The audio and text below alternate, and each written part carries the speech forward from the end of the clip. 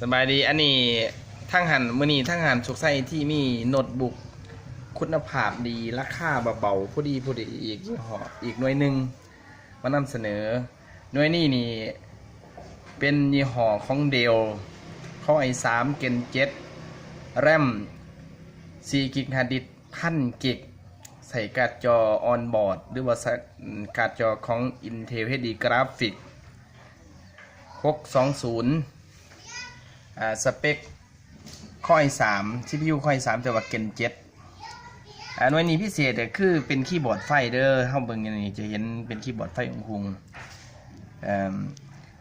แล้วก็ขนาดจอนี่ 15.6 นิ้ว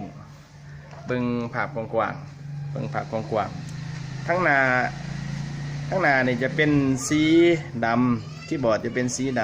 ำส่วนแผ่นทั้งนี้จะออกเป็นสีบรอนซ์แต่ว่าคีย์บอร์ดนี่เป็นสีดำเป็นคีย์บอร์ดไฟ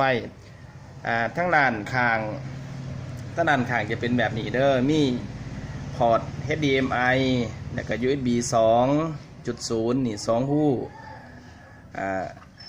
ส่วนทั้งด้านหลังนี่จะเป็นสีขาวเงาห้อยขีดขวดห้อยโต๊ะห้อยแตกห้อยยังนี่บ่มีเด้อยังงามโลโก้ของเดลยังงามอยู่แล้วก็ทั้งด้านนี้จะมี USB 2.0 อีกแล้วก็มี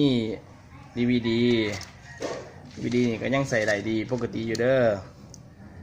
แล้วก็มีการ์ดรีดเดอร์มาเบิ่งข้างในบัดนี้มาเบิ่งข้างในเบิ่งสเปคร้านในเด้อเบิ่งสเปคร้านในอ๋ออันนี้เป็นอันนั้นโอเคเบิ่งสเปคร้านในแรม4 กิกข้อi3 Gen 7 7100U แรม4 กิกเป็น DDR4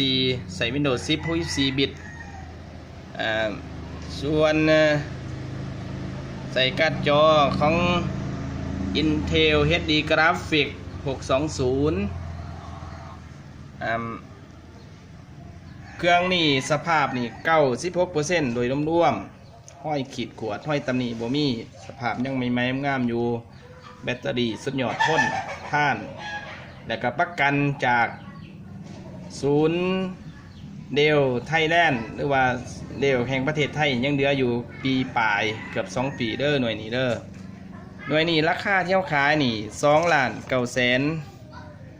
2,950,000 กีบ2,950,000 กีบพร้อมส่งในตัวประเทศลาวสินค้าหน่วยนี้มีพร้อมส่งถ้าผู้ใดสนใจติดต่อมาตอนนี้เฮาจัดส่งให้หรือว่าผู้ใดสนใจก็ติดต่อมาได้ที่หน้าแฟนเพจนี่ก็ได้หรือว่าจะติดต่อทางโทรศัพท์ทาง WhatsApp เบอร์